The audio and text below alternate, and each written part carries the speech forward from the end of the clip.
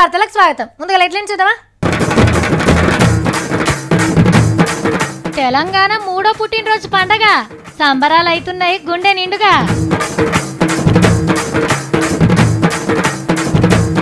సంగారెడ్డికి Rahul Gandhi sir లీడర్ల కటౌట్లదే ఉన్నది జోరు.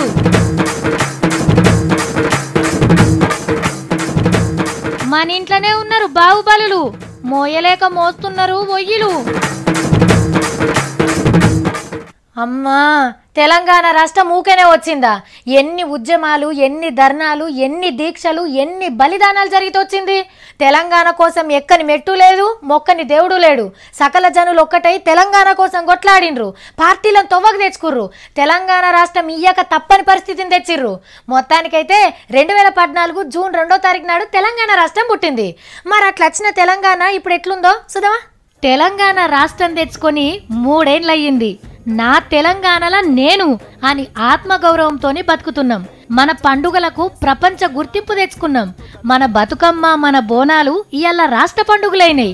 మన పెద్దలను తలుచుకుంటున్నాం. తెలంగాణ పోరాటాలను బడిల పోరాలతోని చదివిస్తున్నాం. మన కవులకు, కళాకారులకు గుర్తింపించుకుంటున్నాం. మన భాషకు, మన యాసకు, మన తిండికి పట్టం కట్టినాం. మట్టి కప్పిన మన చరిత్రను తొవ్వి తీసుకున్నాం. మనకు రావాల్సిన నీళ్లను మలుపుకునే పనిలున్నాం. మన కొలువులు మనకే వస్తున్నాయి.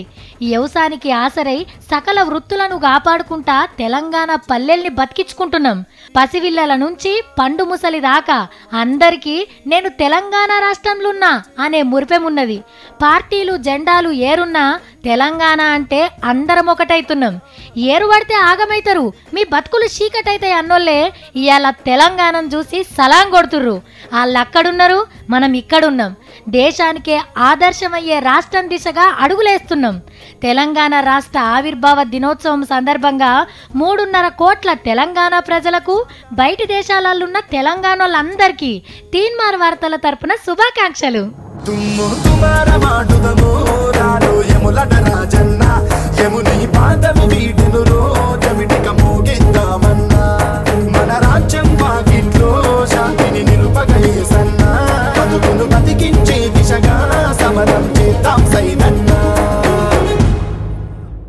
గా నడుమ సిమ్ కార్డ్ కంపెనీల నడుమ పగ్గ పోటీ నడిచింది. ఫోన్లు ఆడకం చేసేటోళ్ళు పైకం పెట్టి బ్యాలెన్స్ వేసుకోవాల్సిన పనే లేకుండే. ఇగో మీరు వాడుతున్న సిమ్ కంపెనీ నుంచి మా కంపెనీలకు వస్తే 3 నెలలు talk time free, SMS free, 100 రూపాయలకే వాడుకున్నంత ఇంటర్నెట్ అని ఇట్లా ఆఫర్లు పెట్టినరు. పాత నెంబర్ మార్చకుండానే ఇంకో కంపెనీ సిమ్లకు మారుడుతోని చాలా మంది అండ్ల నుంచి ఇండ్లకు, ఇండ్ల నుంచి అండ్లకు మారిపోయినరు. సేమ్ ఇట్లనే ఇప్పుడు ఇంకోటి రాబోతుంది. మీకు అకౌంట్ ఉన్న బ్యాంకుల సేవలు నచ్చకుంటే ఏం చేస్తారు? అది కొట్టేపించుకొని ఇంకో బ్యాంకులో కొత్త ఖాతా తెరుస్తారు. కొత్త నెంబర్ వస్తుంది, జర్రంత రిస్క్ అవుతుంది. కానీ ఇదివరసంది బ్యాంక్ అకౌంట్ పోర్టబిలిటీ సౌలత్ పెడతారట. అంటే ఈ బ్యాంకులున్న ఖాతాను ఇంకో బ్యాంకులకు మార్చుకోవచ్చు.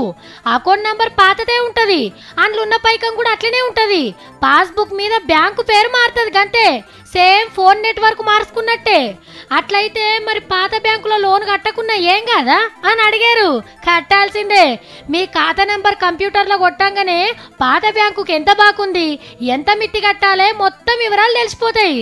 మరి ఎందుకు గీ సౌలత్ చేస్తుర్రు అనంటే కస్టమర్లు ఇంకో బ్యాంకు కోతారనే భయంతో మంచిగా పనిచేస్తారని పెద్ద బ్యాంకు వాళ్ళు చేసిన ఆలోచన. అయినా ఏ బ్యాంకుకు మార్చుకున్నా ఏం ఫాయిదా? అదనకు ఏ బ్యాంక్ ATMలకి వెళ్ళి కూడా పైసలు వెళ్తలేవు. ఓ పని చేయండి సార్లు, సిమ్ కార్డుల లెక్కనే మా బ్యాంకులకు మారితే మీ ఖాతాలో పైకం డబుల్ చేస్తాం, దాచుకున్న సొమ్ముకు డబుల్ మిత్తి కట్టిస్తామని ఆఫర్లు పెడతారంటే సినిమా టాకీస్ల కాడ, సిమ్ కార్డుల కాడ లైన్ కట్టినట్టే కడతారు మీ బ్యాంకుల ముంగడ కూడా. మొన్ననే అమిత్ షా సారు 3 రోజులు తెలంగాణలో తిరిగిపోయిందా? తెలంగాణకు 1,00,000 కోట్లు సాయం చేసినాం, మళ్ళా ఎలక్షన్లు పెడితే మేమే గెలుస్తాం అని పువ్వు గుర్తు కార్యకర్తలను హుషారు చేసిపోయిండు. ఇక ఇలా రాహుల్ గాంధీ సార్ సంగారెడ్డిలో మీటింగ్ పెట్టిండు. మరి ఈసారి ఏం చెప్పిండో ఇందాం. కానీ జాతీయ పార్టీల పెద్ద లీడర్లు వరుసగా తెలంగాణకు వచ్చే వరకు ఇప్పుడే ఎలక్షన్లు ఉన్నట్టు అనిపిస్తుంది. సంగారెడ్డిలా చెయ్యి గుర్తోళ్ళు పెద్ద మీటింగ్ పెట్టిండ్రు. కార్యకర్తలను బాగానే జమ కట్టుకొచ్చిండ్రు. ఇక లీడర్ల కటౌట్లు పెట్టిండ్రు కదా, చిన్నగా లేవు. స్టేజ్ కూడా అట్లనే ఉన్నది. 200-300 మంది కూసునేటట్టు పెద్ద స్టేజ్ వేసిండ్రు.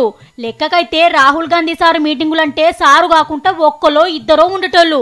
మరి ఈడ ఇంతమందిని ఎందుకు మీద కూర్చోబెట్టిండ్రో ఇక రాహుల్ గాంధీ సార్ ఏమన్నాడో ఇనుండ్రి. और मैं आपको बता रहा हूं, जिस दिन यहां पर कांग्रेस पार्टी की सरकार आई उस दिन के बाद इस फोन के पीछे आपको मेड इन तेलंगाना दिखाई देगा.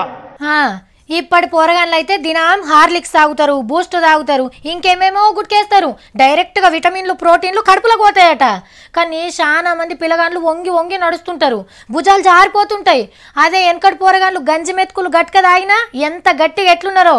కానీ ఇప్పటి తిండే కాదు, బడితోని కూడా కష్టమే ఉన్నది పోరగాన్లకు. మీకు తెలిసిన మీ ఇంట్లో కూడా బాహుబలులు ఉన్నారు. మోయలేనంత బరువును ఈపుల మీద మోస్తారు. అవును, బడి పిల్లల గురించే చెప్తున్నా. సారీ బడి కార్మికులు అంటే బాగుంటదేమో, లేకుంటే ఎందుల్లా చక్కగా నడవరాని నర్సరీ పోరగానికి 4 కిలోల ఒయ్యిలు, ఏలడంత లేని ఎల్కేజీ పొల్లకు 7 కిలోల బ్యాగు, ప్రైవేట్ బళ్ళల్లా ఒక్కొక్కళ్ళు 20-25 కిలోలు ఒయ్యిలు మోసుకుపోతుర్రట. గవర్నమెంట్ బడికోయేటోళ్ళు 10 కిలోల దాకా గుంజుకుపోతుర్రట. చదువుల శాఖ ఆఫీసర్లు పోరగాన్ల బ్యాగులను జోకి చెప్పిన ముచ్చటిది. జీకే అని, గ్రామర్ అని, రఫ్ అని, గైడ్లని, అదని ఇదని పెద్ద మోతకోలు. ఆడికే ఇడిచిపెడతామా? చేతిలో టిఫిన్ డబ్బా, నీళ్ల బాటిలు, పొద్దుగాల ఒక రౌండ్, పొద్దుమికి ఒక రౌండ్. చదువులు నేర్పుతున్నామో బాడీ బిల్డర్లను తయారు చేస్తున్నామో అర్థం కాదు. అయ్యలకేమో ఫీజుల బరువు, పిల్లగాళ్ళకు పుస్తకాల బరువు. ఒయ్యిల వజనుకు పోరగాళ్ళ ఎన్ను పూసలు కదిలేటట్టున్నాయని ఒక ఉపాయం చేస్తుర్రు. సర్కారు చూపెట్టిన పుస్తకాలే చదివియాలట. 3 రోజులు కొన్ని సబ్జెక్టులు, ఇంకా 3 రోజులు కొన్ని సబ్జెక్టులు చెప్తే సగం పుస్తకాలు కొండపోతే సరిపోతుంది. 5వ తరగతి లోపు చదివే పోరగాళ్లకు హోంవర్క్ ఇయ్యద్దట. ఇట్లయితే కొంతన్న బ్యాగుల బరువు తగ్గుతుందని మనోళ్ళ ఆలోచన. గా రూల్స్ ఎవరు పాటిస్తారు అని ఇట్లనే మోపిస్తారా అంటే పెద్దగైనాక ఏ జాబు రాకుంటే మంచిగా అంగట్ల హమాలి పనికి ఇప్పటి సందే ట్రైనింగ్ ఇచ్చినట్టే. గణపతి దేవుడు శివపార్వతుల చుట్టూ తిరిగి ఆదిదేవుడైండు. వెనకట శ్రావణ కుమారుడు అమ్మ నాయనలను కావడిలో మోసుకుంటా తీర్థయాత్రలు చేసిండు. మన తాత ముత్తాతలు వాళ్ళ అయ్య వాళ్ళను మంచిగానే చూసుకుండ్రు. కొడుకులు ఏది తింటే పెద్దలకు అదే పెట్టేటోళ్ళు.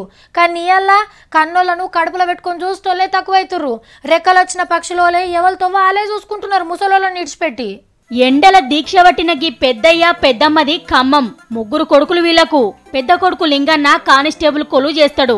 చిన్నోళ్ళిద్దరూ ఏదో ఒక పని చేసుకొని బతుకుతున్నారు. 3కి ఆస్తి సమానంగా వంచిచ్చిండ్రట. వీళ్ళు బతికతందుకు చిన్నోళ్ళు శాతనైన కాడికి ఆసరైతాండ్రట. గాని కానిస్టేబుల్ కొడుకు కనికరం చూపిస్తలేడని ఇట్లా దీక్ష పట్టిండ్రు ముసలోళ్ళు. గప్పట్లో కూడా ఓ పారి ఇట్లనే దీక్ష చేసిండ్రట. ఎట్లా పెంచినాయా, కూలి పోయినా నాలి పోయినా నా కడుపు కట్టుకున్నా, నేను తినక పెట్టిన తాక పెట్టినా. లింగన్న ఇది కరెక్ట్ కాదన్నా. ఇంటికి పెద్ద కొడుకువు, మంచిగా జాబ్ చేస్తున్నావు. అమ్మా నాయనలు రోడ్డు మీదకి వస్తే ఏం మంచిగుంటది చెప్పు? నలుగురికి చెప్పటోనివి నువ్వే ఇట్లా చేస్తే ఎట్లన్నా? ముసలోళ్ళు గంత పెద్ద బ్యానర్ రాపిచ్చిండ్రంటే ఈ దీక్ష వెనక ఎవరో ఉన్నట్టే ఉన్నారు. వీళ్ళకు తెలవక ఇంటి సంసారం బయటేసుకుంటున్నట్టున్నారు. పెద్ద మనసు చేసుకొని నువ్వే దగ్గరికి తీసుకో అన్నా. ఇగప్పుడు మా పెద్ద కొడుకు మంచోడని ఊరంతా చెప్పుకుంటారు. మొన్న చెప్పుకున్నాం కదా మోడీ సార్ బయట దేశాలకు పోయిండని. సార్ ఏడుకోయినా మస్తు గెలకని చెప్తుర్రు. చాయ్ పే చర్చలు, మీటింగ్లు, ఒప్పందాలు, సంతకాలు పెట్టుడుతోని ఫుల్ బిజీగా ఉన్నాడు. ఇవాళ రష్యా దేశంలో సార్ని ఎట్లా ఎదుర్కొన్నారు, సార్ ఏం చేసిండు అరుచుకుందాం పారి.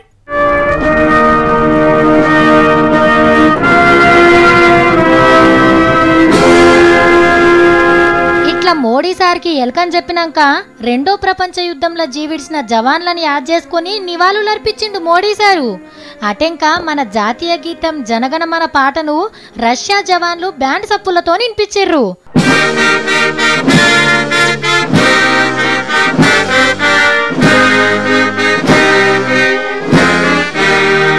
మనోళ్ళు బ్యాండ్ కొట్టినట్టే మస్తు ముద్దుగా అనిపిస్తుందిలే. వెనకసిరి మ్యూజియంలో పోయి అంతా తిరిగి చూసిండు. అమర జవాన్ల గురించి ఒయ్యిల 4 మంచి మాటలు రాసినాక అధ్యక్షుల వారితోని చాయ్ పే చర్చ నడిచింది. తెలంగాణ 3వ పుట్టినరోజు పండగ సంబరాలు అవుతున్నాయి గుండె నిండుగా.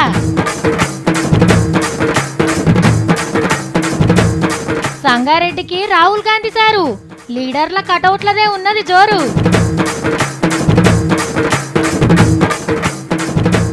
మన ఇంట్లోనే ఉన్నారు బాహుబలులు, మోయలేక మోస్తున్నారు ఒయ్యిలు. పోయేద్దామా? ఇలా మనం ముచ్చట్లు అయిపోయిందట. మేము ఉంటాం మరి. నమస్తే.